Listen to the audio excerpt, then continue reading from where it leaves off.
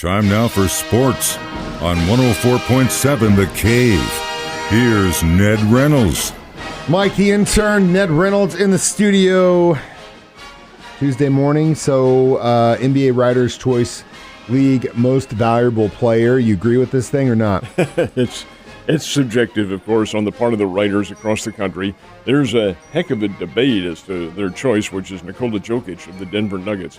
This is the second straight year that he has won the MVP award, but many of the fans view things myopically. Their player is always the best. But there is really room for a lot of argument because Giannis Antetokounmpo of the Milwaukee Bucks is a former MVP, and his team is very strong in the playoffs. Playoffs don't count. It's just the regular season. But Joel Embiid of the Philadelphia 76ers has done a lot for his team. Fact of the matter is, though, the NBA writers decided on Jokic in a very close vote, and that's the bottom line, he's going to be it. Interesting thing to me is that this is how worldwide basketball is. None of those three is American-born. Not a one. Jokic is Serbian. Antetokounmpo is Greece. He's the Greek freak. And Embiid, who All-America at Kansas, is from the Sudan. How about that? That's how much this game has spread around the world, and that really is taking and making for itself a hallmark in the sports world. Yeah, and it's like you said, subjective, because any of those guys could have definitely been MVP easily. It's definitely an honor to be getting it back-to-back years for sure. I know every time right before the draft comes, you always tell me the story about how back in the day when the draft would happen, you just, you get it on a wire and you'd be like, oh, cool, they got them. And then you may say something about it, you might not, and you move on with your life. Now it's a huge ordeal. It takes over the city. You got multiple days of TV coverage, and it looks like the NFL is kind of trying to do the same thing with the schedule release, which happens this Thursday. It is an act of utter genius on their part. Absolutely. These people are so bright at what they do. They're marketing gurus. That's who all the pro leagues ought to go to, the NFL. Oh, this is how you're doing it? What they have done is taken nothing, folks. Absolutely nothing. The full schedule, is going to be released on Thursday. What they're doing is incrementally doing it. Monday was, I believe it was Fox. Today it's CBS. Tomorrow it's somebody else. Monday was ESPN. And they're releasing portions of the games they're going to cover.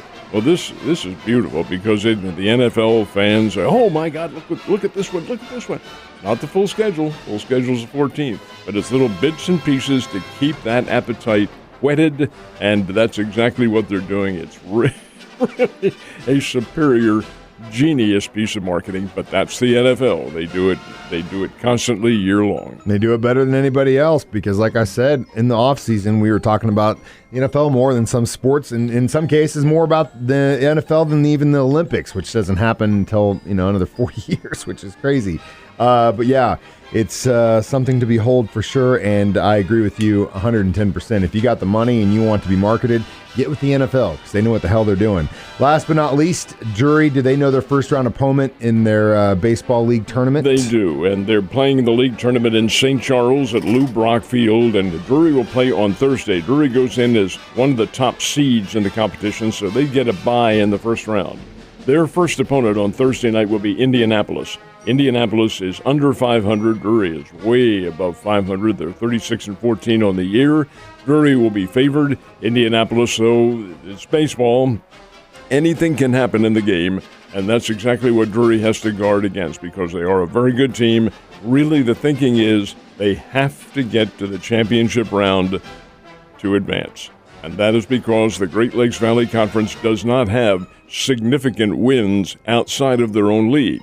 And that's what Division II looks for, well, it's what any conference looks for that matter, when you're looking for at-large teams. Well, Drury feels their record is good enough that if they get to the championship, and may not win it, but if they get to the championship, that they should be there. So you've got to win, and that's what they will try to do starting on Thursday night. Well, they've had a hell of a season, whether or not they do or not. So definitely something to be proud of. Ned, it's funny, when the baseball season started, it felt like we were still in winter. Now, in the last 24 to 48 hours, it actually feels like we're in summer. So baseball definitely makes sense right now. Did the Cardinals and Royals play yesterday? Royals did. They had in a sense, a makeup game with the Baltimore Orioles. It was a game that was rained out. The first 2 days of their series in Baltimore were rained out, and this is the Royals' only trip to Baltimore this year. So one of the rainouts was made up yesterday, and Baltimore won the game 6-1. Kansas City's struggling at the moment. They're a better team than this, but they just can't seem to get things together. The Royals go on the road now. Well, they were already on the road, but now they go to Texas, play the Texas Rangers in a series starting tonight. Cardinals didn't play yesterday. They are home, and they are playing the aforementioned Baltimore Orioles, who are not a very good team. Cardinals have a chance to really get well with this series starting tonight. And the Springfield Cardinals have competition coming up. They're playing day games. The first 2 games of their series are today and tomorrow. There's a reason why they're doing this, the day games. The rest of the series is at night. Well, the day games are being done because they have an arrangement with the public school systems around the area, not just Springfield, but around the others, to bring in the kids and let them enjoy baseball. This is AA baseball. I've called those games. It's insane. And the kids are all over the place, but there are so many of them who want to go. They're dividing it now. One day today, the other tomorrow, and then the rest of the games are at night. And that's a pretty good marketing deal on the part of the Springfield Ball Club. Well, if you got kids going to the game today, make sure they are hydrated because it is going to be hot. But I'll tell you, man, I have been in Hammond's. I'm trying to think. Probably the loudest was when Carpenter was down here and we called him up. That was probably one of the loudest screams I've ever heard. But second to that is school days when those kids are out there screaming, oh my dear Lord. It makes me think, God, well, I'm not in school. That may have been your loudest, but it was not the loudest. Opening time when the St. Louis Cardinals were down here, April the 1st of 2005, when you couldn't get another person in that ballpark. That was incredible. When you introduced, I had the pleasure of doing the introductions on the field, Albert Pujols and all the rest of them. You had to hold your ears. It was that Ned's loud. ears are still ringing from that day. The series is tied 2-2. St. Louis Blues are back in Minnesota tonight. You like their chances? I do. The Blues are playing very well, came from behind and knocked off the Wild 5-2 on Sunday to even the series at 2 games apiece. This is hockey, and really anything can happen. I think really, in my opinion, the Blues are a better team than the Wild. They beat them the first 4 times they played Minnesota this year, 3 in the regular season and the first game of the playoffs. But since then, Minnesota won 2 in a row. And now the Blues have come back to tie it. This is Game 3 coming up tonight. Or Game 5, I should say, tonight. This is the pivotal game because the winner of this one will take command and have a 3-2 lead. That is important because all you need is one more win. Now, if it does come down to a home ice advantage, I'm of the opinion, Mike, and I've talked about this many times, there is very limited advantage in playing hockey at home. But over and above that, if it does come down to that, then Minnesota has the edge. They are the home team. They would have game number 7 on their home ice. But we'll see what happens. This is a big one coming up tonight. Go Blues. Last but not least, the NBA playoffs still rolling. What's going on there? How about the Boston Celtics? They played in Milwaukee last night. Their series tied at 2 games apiece. Tight game right to the end, and then the Celtics got hot. Jason Tatum, the St. Louis kid, really started warming up, started hitting these long bombs, and the Celtics knocked off the Milwaukee Bucks. And it's Boston that has the 3-2 lead going back to Boston, where, unlike hockey, home court does make an advantage or give a team an advantage. So the Celtics will have everything in their favor when they play Game 6 coming up later on this week. As far as Golden State and Memphis are concerned, they played last night out in San Francisco, and the Golden State Warriors won. They lead 3-1 over a Memphis team that's good, but they're fractured because Ja Morant, their star player, is out. He has a knee injury, and that is really costing the Memphis Grizzlies a whole lot. He's the heart and soul of that team.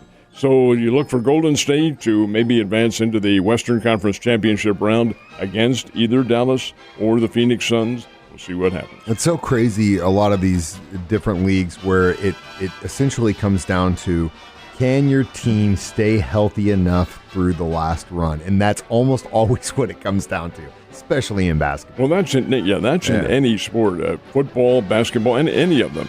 Your rate of attrition in those sports is the key to how you do things, and there's really no control over that. You can be the best conditioned athlete in the world, suffer some kind of a hamstring injury or something like that. Hey, it's all a matter of fortune. It really comes down to the stars, Ned. You have a great day, and stay cool, my man.